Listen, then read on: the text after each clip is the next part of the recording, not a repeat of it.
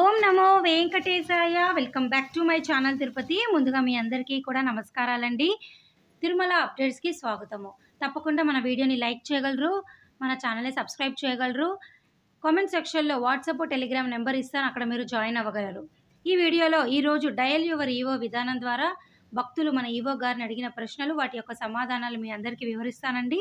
ఇందులో మీ అందరికీ కూడా వైకుంఠ ద్వార దర్శనానికి సంబంధించి కొన్ని ముఖ్యమైన సమాచారము, అలాగే వయోవృద్ధులు వికలాంగులకు 60 సంవత్సరాలు తగ్గించే అవకాశం ఉన్నట్టు ఆన్లైన్లో టికెట్ బుక్ చేసుకోవడానికి 65 నుంచి 60 వరకు తగ్గించే అవకాశం ఉన్నట్లు టీటీడీ వారు ఒక ప్లానింగ్లో ఉన్నట్టు మనకు అందుతున్న సమాచారము. ఈ వీడియోలో కొన్ని ముఖ్యమైన విషయాలు అయితే మనందరికీ ఉన్నాయండి.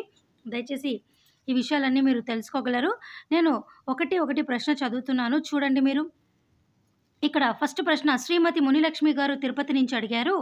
వైకుంఠ ద్వార దర్శనానికి విచ్చేసిన భక్తులకు 10 రోజుల పాటు వసతి పొందేలాగా ప్రత్యేకంగా కౌంటర్లు ఏర్పాటు చేయాలని, శ్రీవారి మెట్టు నడక మార్గంలో దర్శనం టోకెన్లు ఇవ్వాలని, రైల్వే రిజర్వేషన్లు 90 రోజుల నుండి 60 రోజులు తగ్గించాలని, ఆన్లైన్లో ఆర్ష సేవలు బుకింగ్లు 3 నెలల నుండి 2 నెలలకు తగ్గించాలని ఆవిడ కోరడం జరిగింది. దీనికి గాను మన ఈవో గారు సమాధానంగా, తిరుమలలో వసతికి కౌంటర్లు ఏర్పాట్లు చేసేందుకు ఆన్లైన్లో ఆర్ష సేవలు బుకింగ్ కాల వ్యవధి 3 నెలల నుండి 2 నెలలు తగ్గించే విషయం పరిశీలిస్తామని, వైకుంఠ ద్వార దర్శనానికి తిరుపతిలో 1.2 లక్షలు ఎస్ఎస్డి టోకెన్లు జారీ చేస్తామని ఆయన అయితే చెప్పడం జరిగింది. ఓకేనా అండి. సో ఇప్పటి వరకు అయితే మనకు కళ్యాణము, ఉంజల సేవ, సహస్ర దీపాల కన్నా ఈ డైరెక్ట్ ఆర్ష సేవలన్నీ కూడా 90 రోజుల తర్వాతే రెండో బుకింగ్ చేసుకోగలము. దీనిని 60 రోజులకి తగ్గించే యోచనలో అయితే టీటీడీ వారు ఉన్నట్టు మనకు అందుతున్న సమాచారము. ఇక రెండవ ప్రశ్న సత్యానంద్ రెడ్డి గారు అడిగారు విశాఖపట్నం నుంచి. తిరుమలలో వయోవృద్ధులకు పాత పద్ధతిలో ఆధార్ కార్డుతో శ్రీవారి దర్శనం కల్పించాలని ఆయన కోరారు. దీనికి గాను ఈవో గారు ఆన్లైన్లోనే వయోవృద్ధులకు, దివ్యాంగులకు శ్రీవారి దర్శన టికెట్లు పొందాలని, ఆఫ్లైన్లో దర్శనానికి అనుమతించడం వీలు కాదని అయితే ఆయన క్లియర్గా చెప్పారు. సో ఇది కన్ఫర్మ్. ఆఫ్లైన్లో వయోవృద్ధులు వికలాంగులకి దర్శనం టికెట్లు అనేది అక్కడ డైరెక్ట్గా వచ్చి తీసుకోవడానికి అయితే ఉండదు. కేవలం ఆన్లైన్లో మాత్రమే మీరు 3 నెలల ముందుగా మాత్రమే బుక్ చేసుకోగలరు.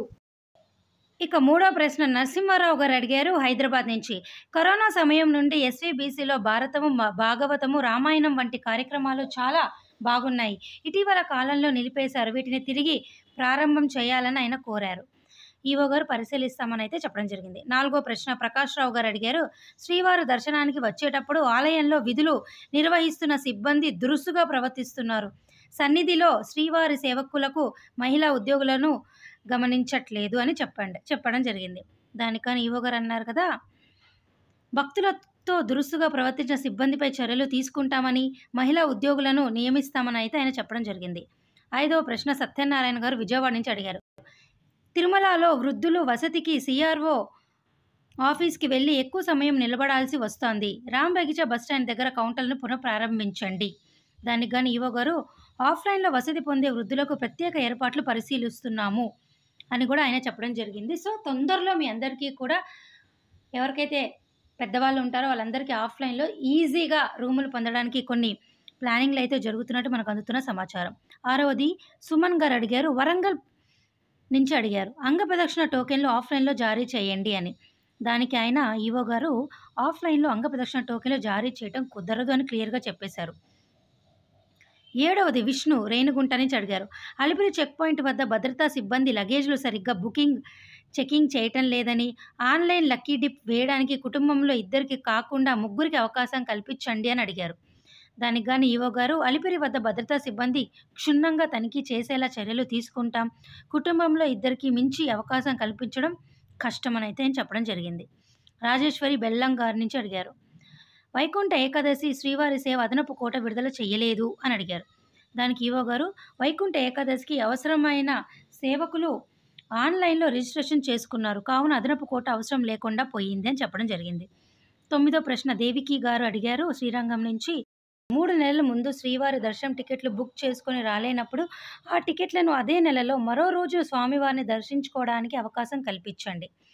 దానికి ఈవో గారు అన్నారు కదా, శ్రీవారి దర్శనానికి అన్ని స్లాట్లు అన్ని రోజులకి బుక్ అయిపోయి ఉంటాయి, వీలు కాదు. సో, ఎవరైనా దర్శనానికి రాలేనప్పుడు మరలా అదే దర్శనం టికెట్ ఉపయోగించుకోవడం కుదరదు. మరలా తిరిగి వాళ్ళు బుక్ చేసుకోవడం ఒకటే మీకున్నటువంటి మార్గము. 10వ ప్రశ్న నారాయణ రెడ్డి గారు గుంటూరు నుంచి అడిగారు. వయోవృద్ధులకు దర్శనానికి 65 సంవత్సరాల నుండి 60 సంవత్సరాలను తగ్గించండి అని అడిగితే ఈవో గారు పరిశీలిస్తామని చెప్పడం జరిగింది. అంటే తప్పకుండా మీ అందరికీ కూడా శుభవార్త తొందరలో ఉండబోతుందని అర్థం చేసుకోండి వయోవృద్ధులకి. ఓకేనా? హర్ష గారు బెంగుళూరు నుంచి అడిగారు. 2 సంవత్సరాల క్రితం సప్తగిరి మాస పత్రికను చందా కట్టాను. ఇంతవరకు పత్రిక అందలేదు. దానికి ఈవో గారు సప్తగిరి మాస పత్రిక అందేలా చర్యలు తీసుకుంటామని అయితే చెప్పడం జరిగింది. మరొక ప్రశ్న శేఖర్ గారు అడిగారు గదా!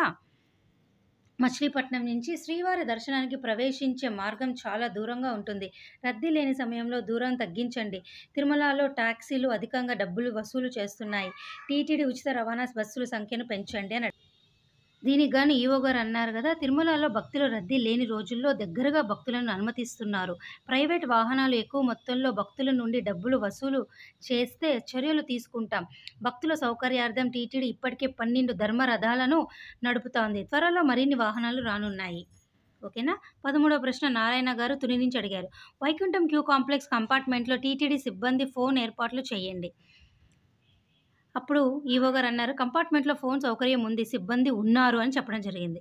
14వ ప్రశ్న కిరణ్ శ్రీకాకుళం నుంచి అడిగారు. వైకుంఠ ఏకాదశి టికెట్ల బుకింగ్లో పేమెంట్ సమస్య వస్తోంది. వర్చువల్ టైం తక్కువగా ఉంది. దానికి గాను ఈవో గారు సమాధానంగా ఏకాదశి టికెట్ల బుకింగ్ పేమెంట్ సమస్య ఉంటే మా అధికారులతో మాట్లాడండి, పరిశీలిస్తారు అని అయితే చెప్పడం జరిగింది. చివరిగా 15వ ప్రశ్న మురళీ గారు హైదరాబాద్ నుంచి అడిగారు. ఆన్లైన్లో శ్రీవారి దర్శనం టికెట్లు లభిస్తున్నాయి, కానీ వసతి లభించడం లేదు, త్వరగా అయిపోతున్నాయి. దానికి ఈవో గారు అన్నారు కదా, ఆన్లైన్లో 4 నుండి 5 లక్షల మంది బుకింగ్ ప్రయత్నించడం వలన ఎస్ఈడి టికెట్లు 15 నిమిషాల్లోనే అయిపోతున్నాయి. శ్రీవారి లడ్డు ప్రసాదాలను దిట్టం ప్రకారం తయారు చేస్తున్నారు. ఇది టీటీడీ ముఖ్య ప్రజా సంబంధాల అధికారిచే విడుదల చేయబడినది. చూశారు కదండి. సో ఈ వీడియో ద్వారా మీ అందరూ తెలుసుకోవాల్సిన ముఖ్యమైన విషయము వయోవృద్ధుల వయసు అనేది 65 నుంచి 60కి తగ్గించే యోచనలో అయితే టీటీడీ వారు ఉన్నారు. అలాగే వాళ్ళకి తిరుమల కొండపైన సిఆర్ఓ ఆఫీస్లో ఆఫ్లైన్ విధానం ద్వారా రూములు తీసుకోవడం కష్టం కాబట్టి దాన్ని మరొక స్థానంలో భర్తీ చేసి ఆ టైం అనేది తగ్గించి వృద్ధులకి ఒక మంచి రిలాక్సేషన్ కల్పించే అవకాశం అయితే టీటీడీ అయితే ఉన్నట్టు మనకు ఈ వీడియో మొత్తంలో నాకైతే ముఖ్యంగా అనిపించింది. అలాగే డైరెక్ట్ ఆర్స సేవలు 90 రోజుల నుంచి 60 రోజులకి తగ్గించే యోచనలో ఉంటున్నట్టు, అలాగే ఆఫ్లైన్ విధానం ద్వారా మీకు అంగప్రదక్షిణ టోకెన్లు ఉండబోవని, అలాగే మీకు టికెట్ కనుక మీరు బుకింగ్ చేసుకొని రాలేని పక్షంలో దాన్ని క్యాన్సిల్ చేసుకొని రిఫండ్ కావచ్చు, లేకపోతే మరొక రోజు దాన్ని పోస్ట్‌పోన్ చేసుకునే అవకాశం అయితే లేదని టీటీడీ వారు క్లియర్‌గా మనకు చెప్పడం జరిగింది. సో ఇవన్నీ కూడా చిన్న చిన్న ఈ వీడియో ద్వారా ప్రశ్నల వల్ల మీ అందరికీ కూడా ఎంతగానో ఉపయోగపడుతుందని నేను ఆశిస్తూ మరొక వీడియోతో మరలా మీ ముందుకొస్తాను. ధన్యవాదాలు.